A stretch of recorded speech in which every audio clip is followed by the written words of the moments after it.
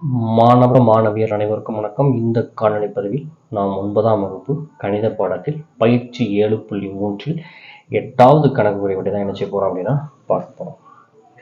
ஒரு கனசதுர வடிவிலான பால் தொட்டியானது 1,25,000 லிட்டர் கொள்ளளவை கொண்டுள்ளது.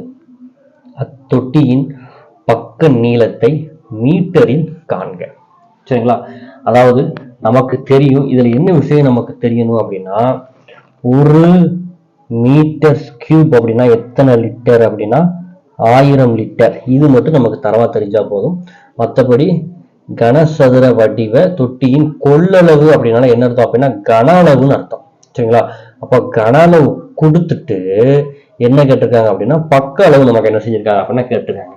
ஆனா கன அளவு எதுல கொடுத்துருக்காங்க? லிட்டர்ல கொடுத்துருக்காங்க. இதை ஞாபகத்தில் வச்சுக்கோங்க. இப்போ சம்முல கொடுத்துருக்கிறத எடுத்து எழுதிக்கலாம்.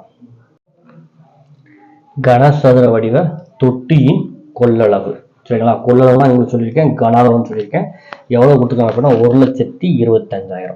கனசதுரத்தின் கன அளவுக்கு ஃபார்முலா என்னதுப்பா? A cube equal to 1,25,000 litre அப்படின்னு எடுத்து எழுதிக்கோங்க. சரிங்களா? ஆல்ரெடி நான் உங்களுக்கு சம்முலே சொன்னேன், உங்களுக்கு ஃபார்முலா சொன்னேன். என்ன சொன்னேன் அப்படின்னா,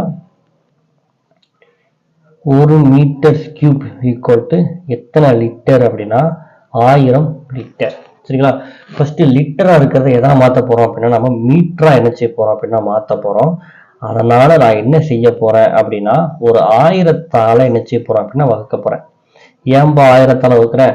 சம்முல லிட்டர்ல கொடுத்துருக்காங்க, அதை நான் மீட்டரா மாற்ற போறேன். ஸோ 1000ஆல வகுக்கிறேன்.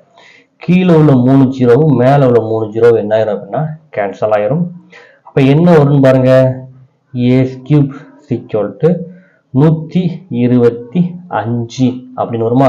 அப்ப இந்த 125 நம்ம கியூப் வச்சு எழுதலாமாப்பா? எப்படி எழுதலாம்? 5 × 5 × 5 5 கியூப்னு எழுதலாமா? 125 5 25 25 125.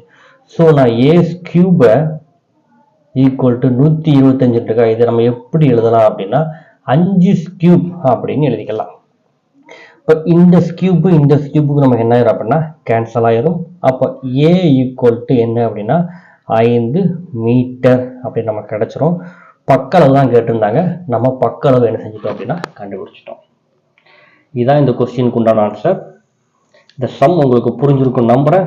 புரிஞ்சிருந்துச்சு அப்படின்னா வீடியோக்கு ஒரு லைக் பண்ணுங்க, நம்ம சேனலை உங்க நண்பர்களுக்கும் ஷேர் பண்ணுங்க. ஏதாவது டவுட்னா கமெண்ட் பண்ணுங்க. தேங்க்யூ ஃபார் வாட்சிங் ஸ்டூடெண்ட்ஸ்.